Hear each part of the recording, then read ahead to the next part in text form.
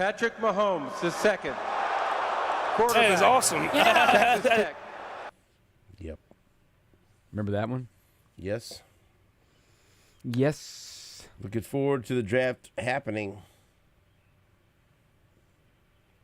We'll have plenty of discussion about the draft. We've talked about it a lot, and I'm. You got 84 more hours to do it. I'm ready for the actual draft. Yes, I'm ready. Let's go. I'm ready to talk about the guys they picked, not the guys they might pick, and everything else. You know. You don't like that part? Well, I do like that part a lot until now, like though? Yeah. now I don't. Know. Now it's time to go. It's go time. You think buddy. we're going to get a bunch of trades this week and stuff? You think we'll? I mean, I don't know. Because all of Jake's mock drafts, they don't happen in a vacuum, right? They happen with trades, or you playing them straight.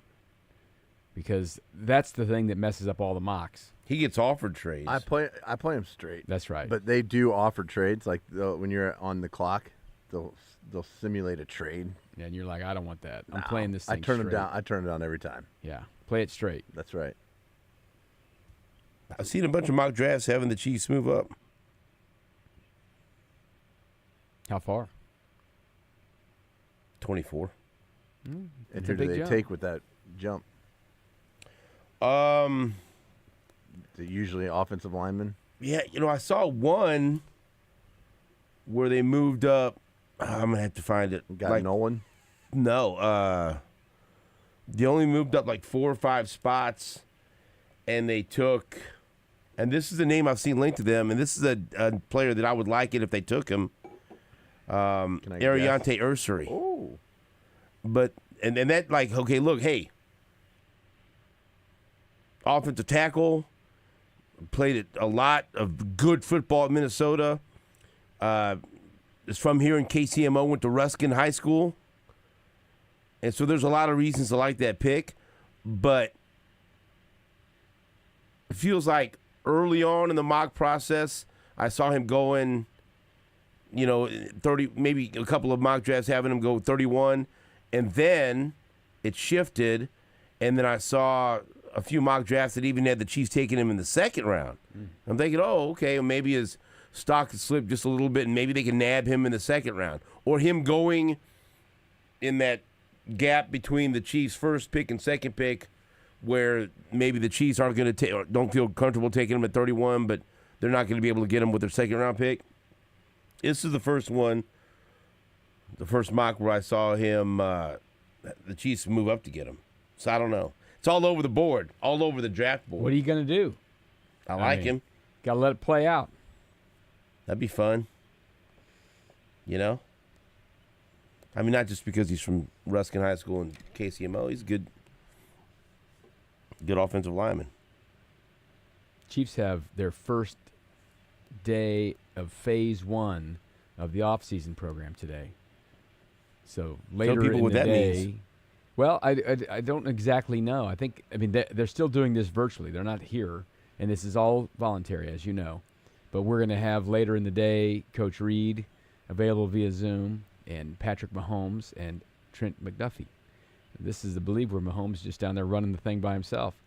I mean, they do virtual stuff, meetings for offense, and then if you want to go down there and play catch with Patrick, you do. So we'll find a little bit more out there today. But it is happening this week as well. So you've got that happening, and then the draft, and we're kind of like into almost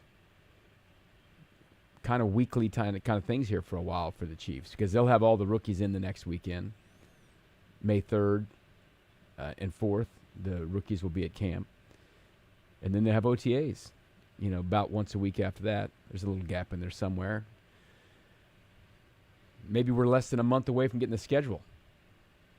What do you want to know more, the schedule or the draft, the players they draft? The players. Come on. Are you kidding me? These guys aren't going to contribute. What are you When have they talking ever about? drafted anyone who's done anything We for this team? basically know the schedule. We just don't know the order and time. Well, that's the only thing I care about at this point. I mean, if we they- know the schedule. I want to know what time they're playing and Well, what days. because you're selfish. I want to plan my your life. Job. That's right. That's selfish. That's right. I want to know the players, man. Me I too. wanna- That's I wanna know not the even first round close. I'm pick. kidding. Schedule will be cool though. Although this year, I mean, it's weird. Sometimes you think, oh well, this maybe this class isn't going to be someone who plays a lot. And then all of a sudden you have a class where like 7 guys contribute or whatever, and that you have a feeling, you hope with their first player, it's someone who will play because they need help in some spots, and that's what you have to marry up. You have to need something that's available at that point. Because I think back to, 2020, and they drafted Clyde. Listen, Clyde was a nice guy. I mean, they didn't need Clyde Edwards-Helaire, but that's who they picked then. And, they've had some draft picks who have played a lot early. I mean, obviously, Trent McDuffie got hurt in this first game, but played a big part. George Karlaftis was the first-round pick. He played a lot. FAU didn't do much. You got to kind of marry the whole thing up and have it right. But they certainly have more than one need, and if they could get that lined up with someone who can play, they will show they're not scared to play young players, and I think they've got a real chance to play some young players this year. But over the weekend, ESPN.com, Matt Miller, draft analyst who used to take Jake's phone calls and return his text messages, but he got hired by ESPN and some other stuff, and he shut Jake down quick. Well, now he just says, hey, you need to go through the PR department. Go through the proper channels. Right. But I have your number. There's a column at ESPN.com about draft buzz and whispers and things that the draft analysts are hearing. I think it was Friday, maybe. Friday was posted. But see, something happens on Friday. I can't talk about it the next day. Then I got to sit on it. Matt Miller. You tell me, because here I've already established this. Because I'm very aggressive by nature. I've told you that. I told you a story before the show that shows I'm very aggressive by nature. Extremely aggressive. And so almost to a fault. Well, no, to a fault. It's not almost. Almost. I'm all the way, absolutely. all the way to a fault. And look, this is not about, hey, I'm right, you're wrong. This is right, that's wrong. It's a philosophy. I don't like trading back. No, you want to trade up in the first round. Right. Okay, if you want to move around and move the chess pieces on the board in the second round, third round, do this and do that. All right, play a little grab ass. That's fine. I'm talking about in the first round. Get rid of a third, pick up a couple night. fourth, maybe a fourth and fifth. I believe in what Brett Veach says. I listen to what he says, and he's right. We get so fixated on 32 first-round picks because that's how many picks are in the first round. But that doesn't mean there's 32 first-round worthy picks. That doesn't mean that there's 32 first-round talents. And that number, and guess what? Maybe there's been years where there has been, okay? But there's a number, and Brett Veach alluded to it. He said it was about 12 this year. Smaller, 12 to 50, it's smaller than it normally is. There's a group, and here's the trick. This is why mock drafts and trading and projecting trades and doing all these things are damn near impossible, because everybody's draft board is different. Everybody has a group of players that they believe are first-round level talents, but everyone's list is different. And look, there's intel passed back and forth and everything else. You can get a pretty good idea, but NFL teams really don't know for sure what other NFL teams are thinking. That's the beauty of the draft. That's the fun of the draft. That's the fun of trying to trade up in front of somebody. Get some intel. Oh, no, they're going to take this guy. We better move up in front of them. Whatever, all this stuff. But in the first round, I believe that there's a group of first-round talent. It could be 15. It could be 20. It could be what Brett Veach said this year. And if one of those players that you have spent hours upon hours scouting and researching and interviewing and whatever, if one of those players starts to fall towards you. Now I'm talking about, look, if you're up in the top 10, you're going to get one. But if you're picking where the Chiefs are always picking, 31 or 32 or whatever, and one of those players starts to come into your range, I want Brett Veach to be aggressive and move up and get that guy. Because the Chiefs don't always have access or won't always have access to those first-round talents if they just sit and wait. If they just sat on their hands and waited, they would not have been able to draft Trent McDuffie, right? Right. If they would have sat and waited, they would not have been able to draft Patrick Mahomes. If they would have sat, I don't know. They felt it necessary to move up and get Xavier Worthy. Yeah. Okay, and I like how all three of those have turned out. And so, just when someone puts out a blast, well, they should trade down. Well, why? Tell me what happens first. The draft board, all the guys were gone. They got a really good offer because a quarterback fell, and somebody wants to move up to 31 to draft a quarterback so they can get that fifth-year option. Okay, but just don't say, well, they should trade down. No, you got to put some context to it. Just like I'm telling you, if one of their group of players starts to fall, and it's in that range where they can move up, go get them. Yeah, go. Especially I like it. If he says there's 12 first-round talents and they need 2 positions desperately, and 4 of those first-round talents happen to be the 2 positions that they need desperately, right? I like it. You could not need the positions of the They 12 don't people need who any they're first position round. desperately. Yeah, but like the quarterback, we're not talking about that. But Right, even right. if it's like If it's a they left don't, tackle they don't or something desperately like need a that. corner. Right. But if it's a great corner, Right. they don't desperately need. But if it's a talent that they feel like they can't pass up on, go get him, and he will go get him, and that's what I like. I like it. I love it. I want some more of it. Now listen to what Matt Miller wrote on Friday at ESPN.com. I've heard that the Kansas City Chiefs are actively looking to trade up in round 1. They signed left tackle Jalen Moore in free agency, but were otherwise quiet, opting to re-sign their own versus hitting the open market. A move up in round 1 would likely be for a long-term offensive tackle solution. I heard the goal would be to move in front of the Houston Texans at number 25 and the Rams at 26. If the Chiefs like a specific left tackle still on the board. We'll be happy with adding players. What just happened? Yeah. So that's and Matt Miller, he's not guessing. He says he heard this. He's somewhat local. Where's he based at? Joplin? He was in Joplin. He was in Joplin. Anyway, he's got connections with the Chiefs. And so that's what he hears. And that makes perfect sense.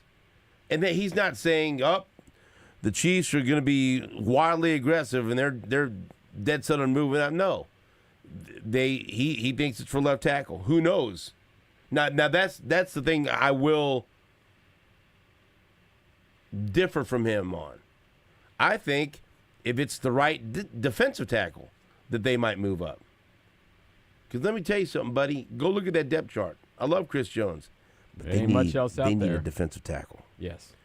It would be wonderful to draft someone that could learn under Chris Jones and be ready to dominate when he moves on. But they could, because if it's the right, would you like that? Yeah. If it wasn't, okay, we all would agree, if they feel like they identified the left tackle of the future and they can move up and go get him, go get him. If they feel like that's the guy. Okay, we're not going to get mad at that. But what if it was for a defensive tackle? And they said, you know what, this guy could be a disruptive force, what you're talking about, a guy that can step in and play. Oh, we think this guy could be a disruptive force. Put him next to Chris Jones, hell on wheels. We saw what the Eagles did in the Super Bowl. We need to get after the quarterback more. We need to, it's one thing to rely on Spags to be creative and exotic blitzes and everything else, but it sure would be nice to have 2 guys in the middle of the defensive line just kick your ass. They haven't had 2 guys. Right. But if they do, if that's what the trade up was, or what if there's an edge rusher that they're in love with? Okay, Exactly. all right, Yeah. all right. It's that, and that's all I'm saying. And that's what Brett Veach is. That's in his DNA. Scratch him, and he'll bleed. Collect a little bit of that blood, have it tested at the lab, and they will come back, they will tell him that this guy wants to move up in the draft. It's in his DNA. You got the move up gene. It's in his blood. He tested positive. You swab his mouth. Tested positive for being ballsy. No, I want blood. I don't swab no mouth. You could go swab someone's mouth. DNA They don't from even just sound a good. swab. You can get everything from blood though, because it's in his blood. Don't need to make him bleed. No, he wants to bleed. I bleed for this. He's a tough SOB. I bleed He for this. That's bleeds right. moving up. That's right. moving It's in on his up. blood. It's in his DNA. He's moving on up. So that's what Matt Miller said. We'll talk more about the Chiefs. He doesn't do well with not No. moving. You could hear him talking on that Zoom. He likes to move up. That's the action. That's the fun. It's worked out pretty well for him. It has. It hasn't been perfect, but it's worked out more times than not, and I like he's hit some home runs with it. I But like it. defensive tackle is a spot for sure that probably people haven't talked about as much because left tackle was such a mess last year. So Yeah. the defensive tackle He loves this issue. song. Turk Wharton was a really, really good player for the Chiefs last year, and he's gone. Yeah. Derek Nottie wasn't a great player last year, but he was there. He was a body, and he's gone. Mike Pennell is back, but They they've got signed some Jerry holes. Tillery. The other part you can dream about a little bit is like, you remember Chris Jones was not a first-round draft pick, so you could find someone in the Right. second round Sure or you something like could. that. But Yeah. that position, generally speaking, the best players are higher draft picks. I know you could draft Tom Brady in the 6th round too. I mean, you could do all kinds of things. That's a rarity. right. That's a rarity. Most of the best quarterbacks are You can early draft picks. Travis Kelce in the 3rd round. Yeah, I would say if you're picking tight ends, wide receivers, and things like that, since there are more of them, you have a better chance to get them later. But there are much fewer dominating defensive tackle type players, so you're not finding those guys later. So you need to get those guys a little bit earlier. And the Chiefs aren't drafting early, like you said. They're just not, which is fine. You'd rather have it that way. By the way, I found the mock up. Chad Reuter from NFL.com was the recent mock draft over the weekend that I saw, where he had the Chiefs moving up to 27 with the Ravens. And he wrote, Philadelphia's domination of the line of scrimmage in the Super Bowl leads the Chiefs to find another tackle early in the draft. Even after signing Jalen Moore to a major free agent deal, they send a 3rd-round selection to Baltimore to bring in the big-bodied but agile Ursary, regaining some value by swapping 2nd-round picks with the Ravens. So they had the Chiefs moving up to 27 to take Ariante Ursary. That's Chad Reuter, NFL.com. Just throwing that out there. Saw that. Say, hey, I'll mention that because Ursary's a local kid, Ruskin High School. Let's go. Royals win on Sundays. Makes you for a happy Monday. Don't mess with the Royals on Sunday. Last Monday, I said, hey, don't get mad, but I'm not going to sit here and be thrilled because they won on Sunday because they lost the previous 2 games against Cleveland, and that's a bad way to start the road trip.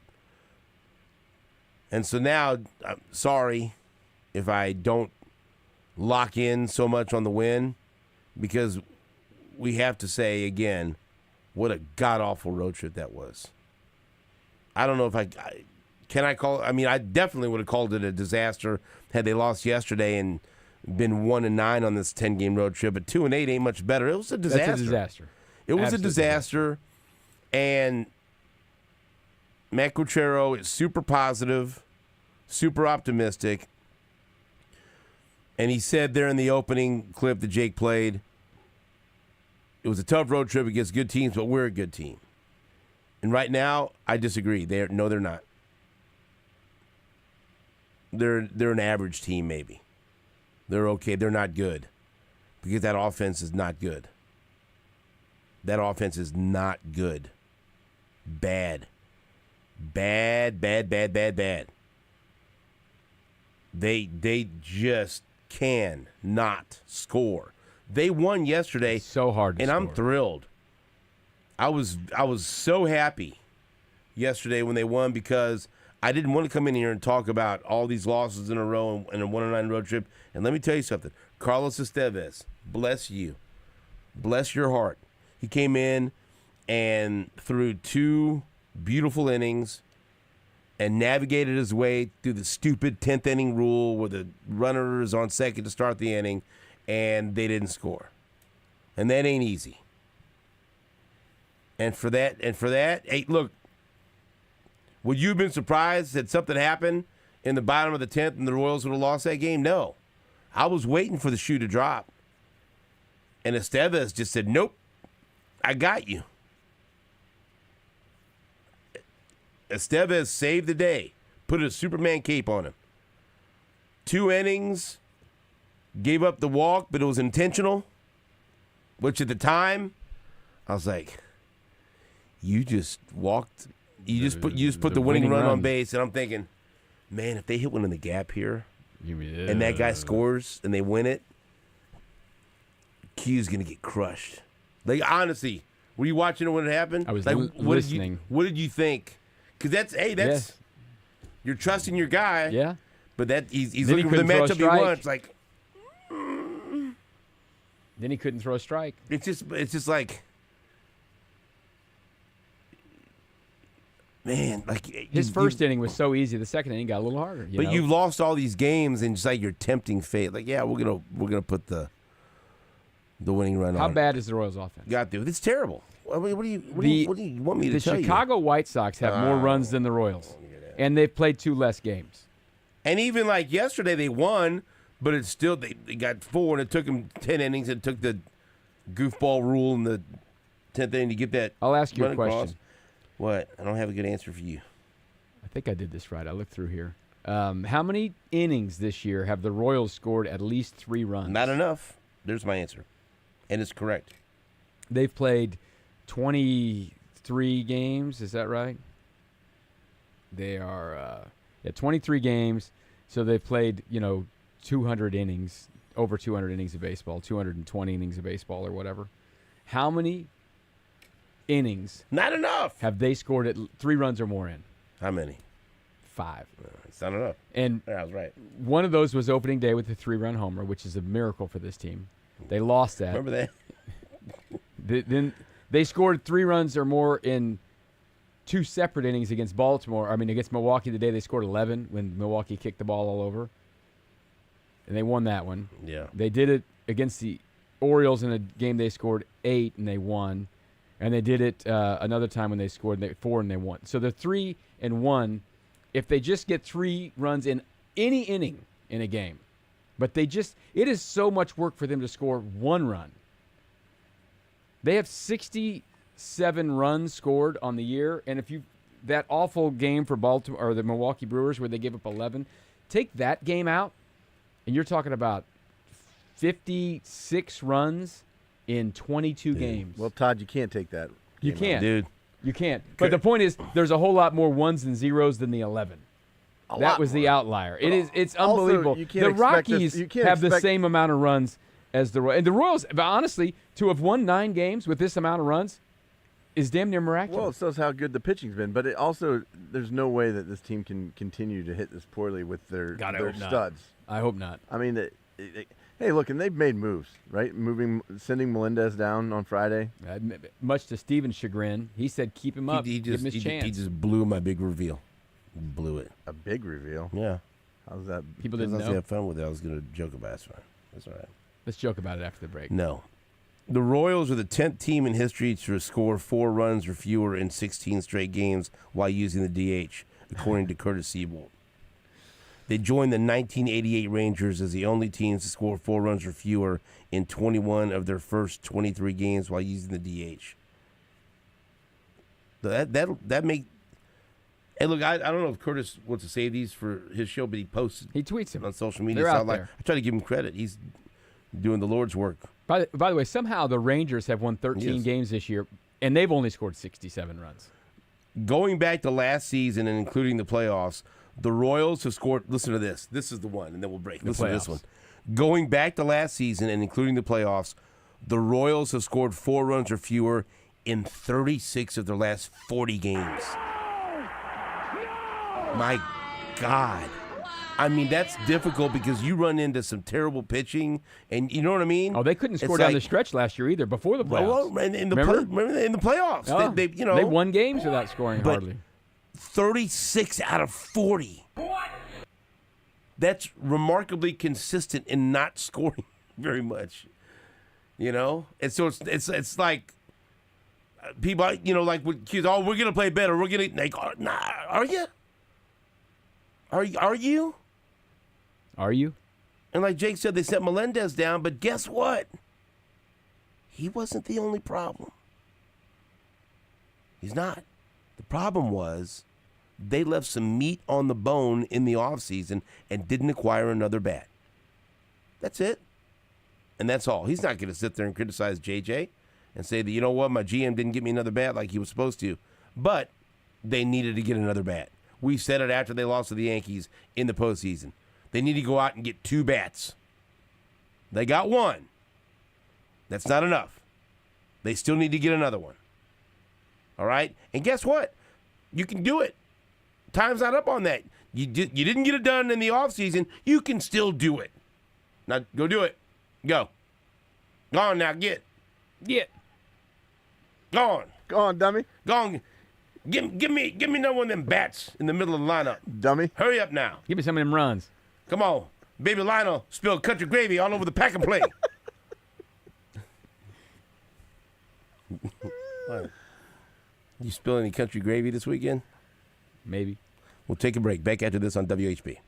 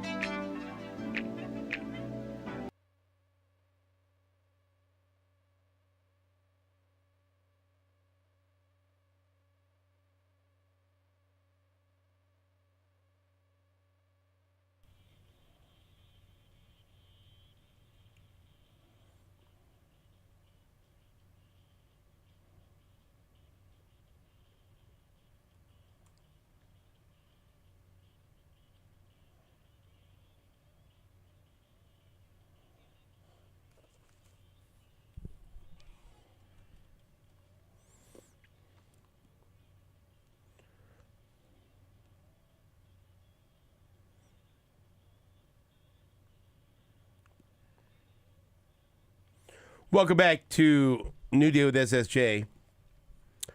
MJ Melendez was sent down. I'd like to hear JJ Piccolo with his comments about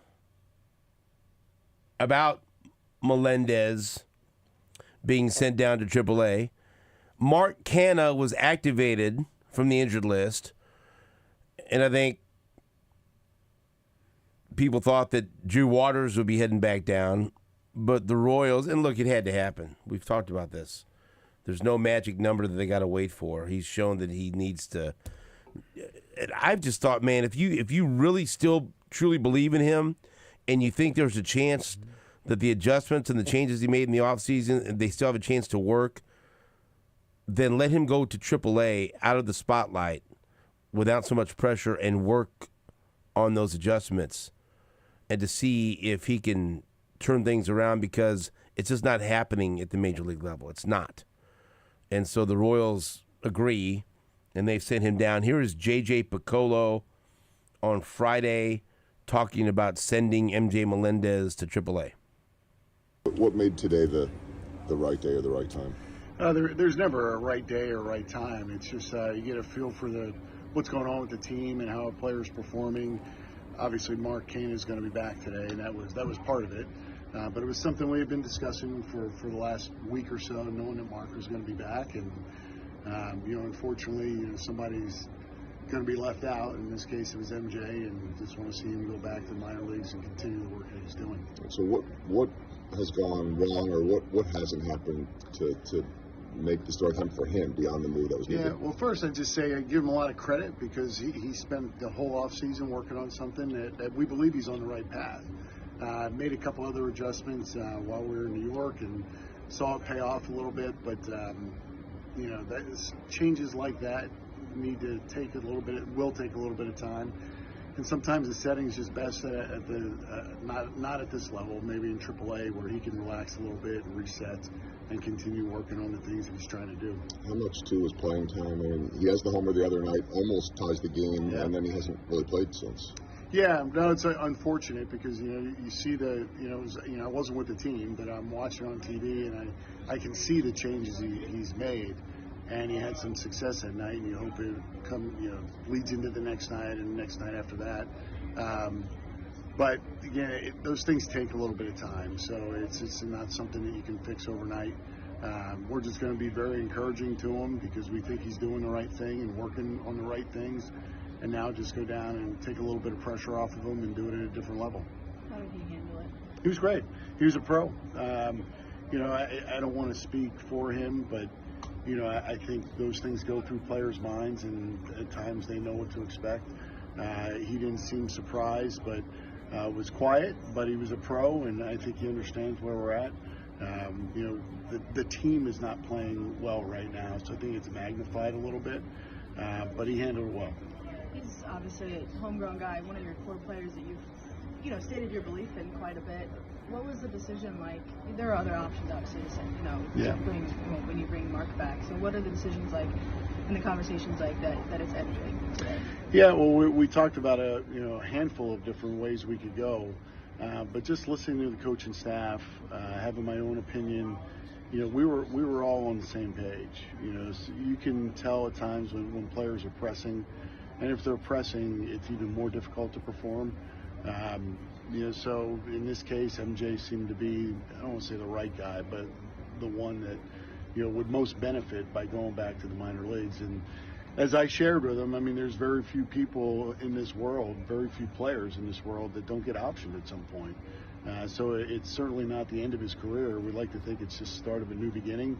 Take advantage of the opportunity to go out and play in AAA. Play well and get back here. I mean, here it's about performance. You got to be able to perform. We have I think a very high level of patience, and we've exercised patience with MJ. So we'll see how it goes when he goes back and how quickly he can get back up. Well, brother, ain't that the truth? A high level of patience. They have shown a tremendous amount of patience. I like when he said, Annie asked him what his reaction was. And he said, well, he wasn't surprised. Can you imagine if he was like, what? What do you mean? What The hell's going on here? You think you've been Why? hiding for days? Don't want to see anybody? No. If I see someone, they're gonna send me down. JJ said the same thing that I've been saying. We've been saying. It's just you if you really truly believe in him, the best place for him to go to try to implement these changes is let him AAA. play. They can't play him every night in Kansas City. No. He's hurting the team. Let him play. No one's gonna talk about what he did in the box score last night. AAA every day. He's not played yet in AAA. He got sent down on Friday, so he's got time to report. AAA manager's like, oh Jesus, come on now. They're all the minor leagues are off on Monday, so they're on the road. Maybe he'll get in the lineup tomorrow, and they're on the road at Toledo. Who's the manager for Omaha? Omaha. He's like, don't send me this guy. Hey, Skip. We're gonna send you some reinforcements. Oh yeah, who's coming? We're sending you Melendez. Oh, what? Oh boy. Let's see who this is. He's just like, oh Jesus. Oh, but it's Jersh. Oh, Jersh. Is he there? Yeah, Jersh's guy. He's a company guy. Okay, great. Let's get him out there. Hey, maybe Melendez will get down there and rake. And you know what? Maybe you hope he won't. he does. I don't know. But that's where he needs to be. And and it was, he did hit that home run, and he almost tied the game the next night or whatever when they hit the ball down the right field line. Nice catch. They'd seen enough. By that point, they were just waiting for Canada. And honestly, by that point, you're almost like, I don't really want him to succeed. I want him to get down and play more. JJ just told you that. They were waiting. As soon as Canada got healthy, that was it. He was going. No matter what. Unless he would have ripped off like 3 for 5 and 2 for 4s. No, it wasn't enough. Did you see anyone in the minor leagues hit another home run this weekend? He went through. Jack Kaggs went through a brief slump. Yeah. So I'm off. I'm just letting him do his thing. It's not look. There's other guys that are in the pecking order that need to be called up before we get to that. I'll keep rolling with John Rave. Until he gets a spot. He can help right now. He can play all 3 outfield spots. He can get out there and be a good base runner, steal some bases, do a little bit of everything. He's batting .268. It's fine. Get some extra base hits. Got a couple homers, couple triples. Yeah. He does it all. God, everyone just strikes out so much. That's baseball now, buddy. Baseball. Yeah, it's Mike Boddicker. He'll tell you all about it. He loves it. By the way, Jake, this Chad Reuter, I don't know how much you enjoy when someone does a 7-round mock draft. But that trade that he had with the Chiefs trading with Baltimore, he had them giving up a 3rd-round pick, but he had them moving up in both the 2nd round and the 1st round with Baltimore. Would you give up a 3rd-round pick to move up, 4? To move up 4 spots in each round, the 1st round and the 2nd round? So I imagine it'd be that 66th pick. The first third, because the Chiefs have 2 third rounds. They give up the 66th. The 95th? Yeah. He has it as the 95th. Oh, yeah, I probably would. I'm looking right now. He had it as the Chiefs gave up the 95th pick in this mock draft. And then they moved up in the 1st round and the 2nd round? Yeah, they pick swapped in the 1st and the 2nd. I think I would absolutely do that. That would be. I like that. I don't think there's any way they'd do that. No, I think you'd have to. First of all, it's moving up 4. But no, I mean, look. First off, I think you'd have to give up more than the 95th pick to move up. Would you move back 4 spots in the first 2 rounds just to gain a 3rd-round pick? Would I move back? Yeah, if you're Baltimore, no, I might, because that's where all the strength is in the 2nd and 3rd round. Just to add a 3rd-round pick. Maybe 3rd-round pick's pretty damn good, man. Yeah, it is, but also, I don't know. You're giving up 4 spots in each round. It's how you feel about the draft. If you think there's all this great value in the 2nd and the 3rd round just to add a 3rd-round pick, I might think about it. I mean, that's not moving that far back. I wouldn't do it if I was sitting at 24. Right. That seems like something the Ravens would do, and they're like, okay, great. Give us the 3rd round pick. I think they'd want more. Maybe. Are the Ravens going to want to trade a bunch with the Chiefs? You think the Bills are done with it? They haven't shied away from it. By the way, he had the Chiefs taking Landon Jackson, Arkansas edge in the 2nd round. Who I mentioned him last week in one of my mocks. So you like that? Where did you have him mocked? What round? I think I took him in the 2nd round at the 63rd pick. Care to know who he had the Chiefs taking in the 3rd round with number 65? Devin Neal. 66, I'm sorry. Darius Alexander, Toledo defensive tackle. Yeah.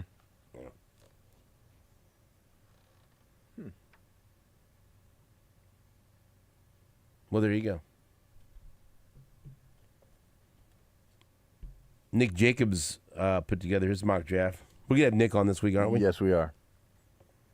Big Nick Jacobs, let's go. Did you look at that? Leabo? I haven't studied all the way through You don't pay it. attention to these mock drafts, He do doesn't you? like him very Well, much. Just be honest. I'll say this about mock drafts. Say this. I'll say, none of them are right. Wow. You think everyone's a big dummy, don't you? No, I don't. I think you're Some of them are right. Yeah, there's people that get picks, right? some picks, but no one's getting a 4th round mock. There's no Guess what? reason to mock. Hey, Leabo, the you know 4th what? round. Nobody in the Major League Baseball, no one ever bats 1,000 either. That's true. Wow. But we all go in with the expectation that they're not going to bat 1,000. Well, that's the expectation you should go in when you look at mock drafts. I agree, and that's how I go into them. And I think Nick does an amazing job. I mean, he looks at all this stuff. Right. He really knows football, and he puts his board together. And it's excellent. I like Nick a lot. I think he does a great job. Yeah, he does. Because he focuses in on the Chiefs and all that. And I think Right. And these who guys who are fits. NFL experts and all that stuff, that's great. You can't know about all 32 teams. Well, Brett it's Veach literally impossible tries because you to don't know. You don't know about the other teams. You don't know. You don't know who's available, so it's You impossible. don't. Exactly. So you do the best you can. You do the best you can. He went. This is a wild one this year because you could look at a lot of mock drafts and there'll be a difference on who number 1 is. And many times there's not a lot of difference on who number 1 is. Cam Ward is a consensus. Yeah, I want to run number some. one. I want to run some past you guys that Nick wrote. The top 3 are pretty consensus. And Pretty see- consensus. and see I mean, what you almost. say. Across the board. Until someone makes a trade, then it all changes. No, I mean, I bet those 3, Hunter and the edge rusher from Penn State. What would you do? With which pick? First pick. Oh, if I'm Tennessee, I'd take Cam Ward. You don't like him? No. What do you do? What are you doing? You I'm like trading out of that thing. you I don't like any of Sanders these guys. better? I would, the best football player in the thing is Travis Hunter. But is that someone who's going to? That's the thing they all get hung up on. You can't take this guy at the number 1 Here's pick. what I because do. Is he the best football player? Or the Penn State kid. Yeah, I would probably. one of those two. See, I think that Hunter is so valuable because he can play both positions, but doing it at the NFL He's not level, going to do it a lot at the NFL. well, level, you can't be in both teams' meetings, right? You can't. How can you be studying with the wide receivers and being in the defensive backs room? I agree with you. You can't be in 2 rooms at the same time. I agree with you on that one. I don't think he's going to play all of them all the time, but I think he is an outstanding football player. And the Penn State edge rusher is a player. I don't want to hear people telling me that Cam Ward is Patrick Mahomes. Oh, I've who's heard telling you that? Lewis Riddick said it. Well, that's Because he's just going to be the that's all they- comparison for yeah. everyone now. No, but listen. Here's the thing, man. If you're Tennessee, you're never going anywhere until you have a quarterback. Right. And so so as long as I've got high picks, until I get my quarterback, Right. I'm taking shots at getting my quarterback. That's right. It's That's what you gotta do. It's You a gotta do little that. unlucky, like the Chiefs were unlucky Well, in but you gotta- 2013. You got to do that though. I mean, I don't think it's that bad. Oh, it's not that bad because there are some first round. But if you go ask Brett Veach, hey, how many of these quarterbacks do you have first round grades on? But do they have an Alex Smith to fall back on? They got nothing at quarterback. I agree. They have nothing yes, at quarterback. It's a disaster. That's why they're picking there. Take a And swing. hey, listen, they've tried to draft quarterbacks early-ish. But Nick Jacobs in his first 3 picks for the Chiefs has defensive tackle Derek Harmon going 31st to the Chiefs. that'd be great. Then defensive end Jordan Birch going 63rd to the Throw Chiefs. some numbers at it. Then defensive tackle Ty Robinson from Nebraska, who I like a lot, going with that first 3rd round pick. And he said, I didn't take an offensive tackle higher because the team has invested a significant amount financially and draft pick-wise without the needed results. Until that process is improved, the picks can be more effectively invested elsewhere. It's an interesting opinion on that. Like, hey, until you figure out what you're doing with. Who have they drafted right. at left tackle? Well, Wanye Morris and Suamataia recently. Who has been good? Eric Fisher. That's 12 years ago. Well, you asked me. And I answered for you. And he didn't even play left tackle. I don't think Harmon's going to be available. But that'd be great. I'd be 2 thumbs up. Oh, with you guys that are pick. both just crushing Nick Jacobs. No, I'm not crushing him. I hope he still comes on the show. Nick, I'm sorry.